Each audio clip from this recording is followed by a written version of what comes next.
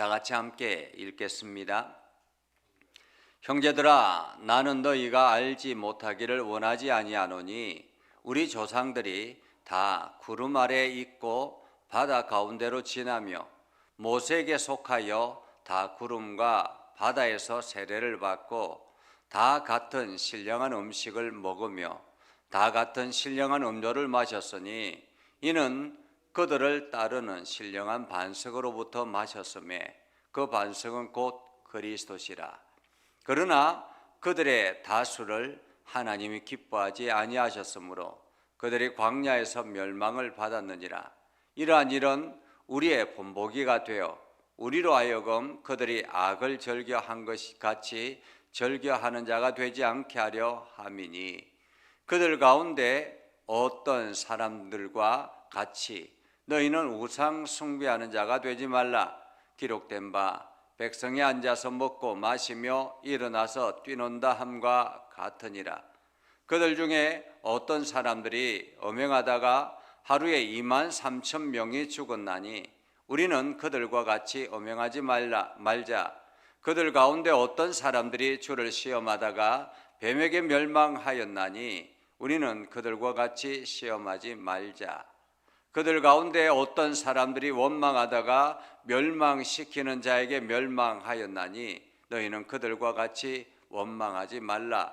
그들에게 일어난 이런 일은 본보기가 되고 또한 말세를 만난 우리를 깨우치기 위하여 기록되었느니라. 그런즉 선줄로 생각하는 자는 넘어질까 조심하라. 사람이 감당할 시험 밖에는 너희가 당할 것이 없나니 오직 하나님은 미쁘사 너희가 감당하지 못할 시험당함을 허락하지 아니하시고 시험당할 즈음에 또한 피할 길을 내사 너희로 능히 감당하게 하시느니라. 아멘. 오늘도 하나님의 은혜가 여러분의 삶에 가득하기를 바랍니다. 여러분을 통해서 하나님의 영광 나타나기를 주님의 이름으로 축복합니다. 사람들은 과거에 어떠한 삶을 살았는가 아는 것을 얼굴을 보면 알 수 있다라고 합니다. 그래서 얼굴이 자기 자신의 과거라고 말할 수 있고 얼굴이 자기 자신의 과거의 거울이다 이렇게 볼 수 있다라는 거죠. 그래서 저 사람은 참 인생을 고단하게 살았구나 라는 것이 얼굴에 표현되기도 하고 저 사람은 참 행복하게 건강하게 살았구나 하는 것이 얼굴에 그대로 드러난다고 합니다. 그래서 40이 넘어가고 50이 넘어가면 얼굴에 책임을 져야 한다라고 그렇게 말하기도 하죠. 그것처럼 우리의 역사는 오늘 우리 현재의 거울이다 이렇게 말할 수 있습니다. 역사를 바라보며 우리 자신을 돌아보고 우리 자신의 점검해야 될 것이 무엇인가. 우리가 아침에 거울을 보면서 얼굴을 단장하고 뭔가 잘못된 것이 있는가를 살피는 것처럼 역사를 바라보며 날마다 우리 자신의 삶을 살펴야 된다는 거죠. 그래서 오늘 사도 바울은 이렇게 이야기합니다. 형제들아, 나는 너희가 알지 못하기를 원하지 아니하노라. 알지 못하기를 원하지 아니하노라 라는 말은 알기를 원한다라는 말입니다. 알기를 원한다. 무엇을 알기를 원하느냐 하면 우리 조상들이 다 구름 아래에 있고 바다 가운데로 지나며 모세에게 속하여 다 구름과 바다에서 세례를 받고 라는 거죠. 과거에 이스라엘 백성의 조상들은 어떠했습니까?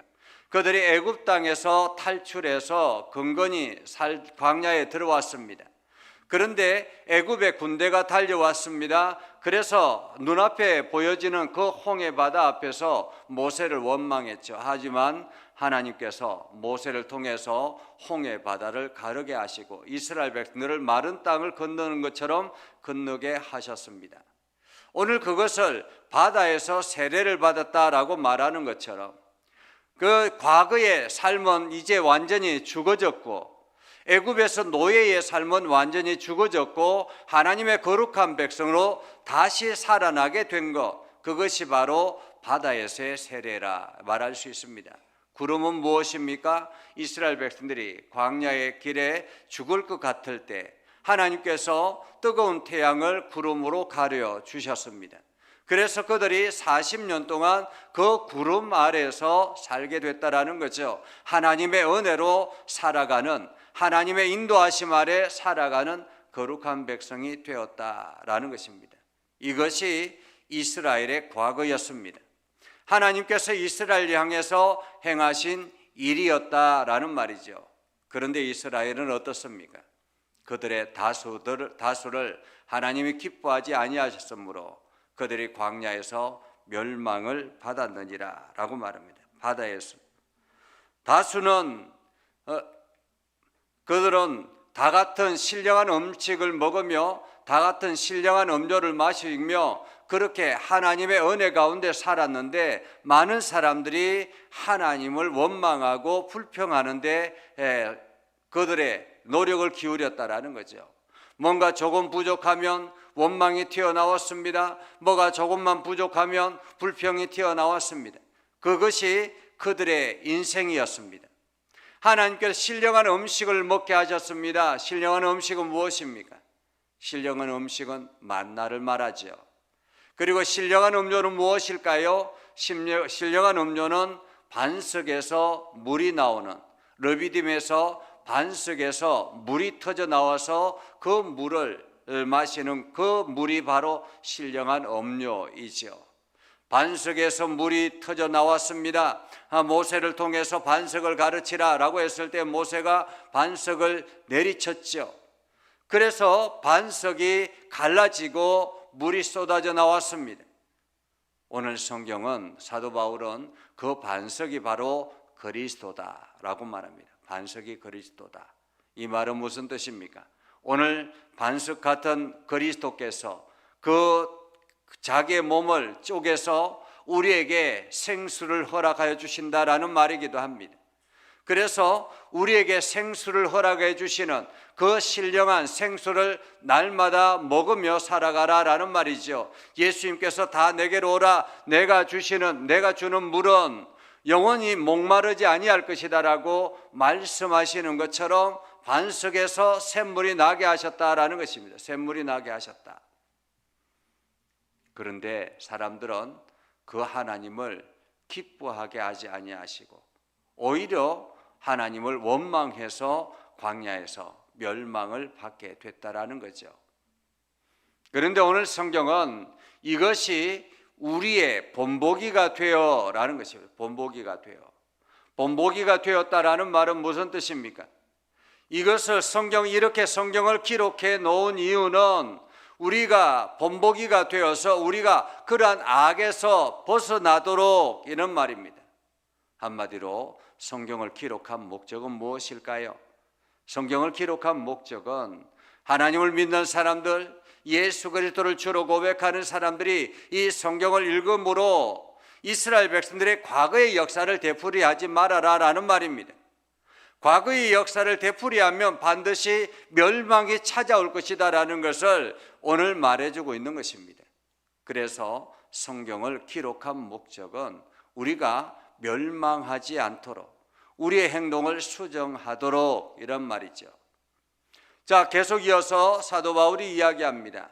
그들 가운데 어떤 사람들과 같이 너희는 우상 숭배하는 자가 되지 말라. 어떤 사람들은 누구입니까? 이스라엘 백성들이 모세를 따라서 왔습니다. 모세가 시내산에 올라가서 하나님의 계명을 받을 때 어떻게 합니까?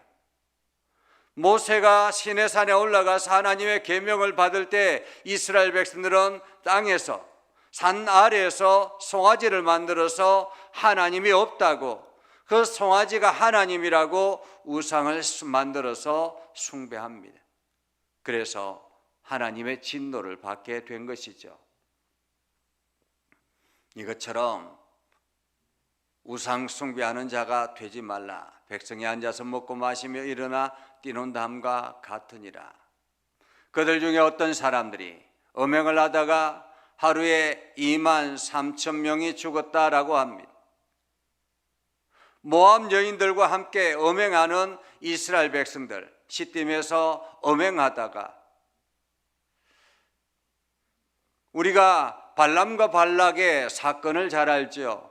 이스라엘 백성들이 점차 이 발락이 있는 나라 모압 땅을 가까이 오자 발람을 초대해서 이스라엘을 저주하라고 합니다.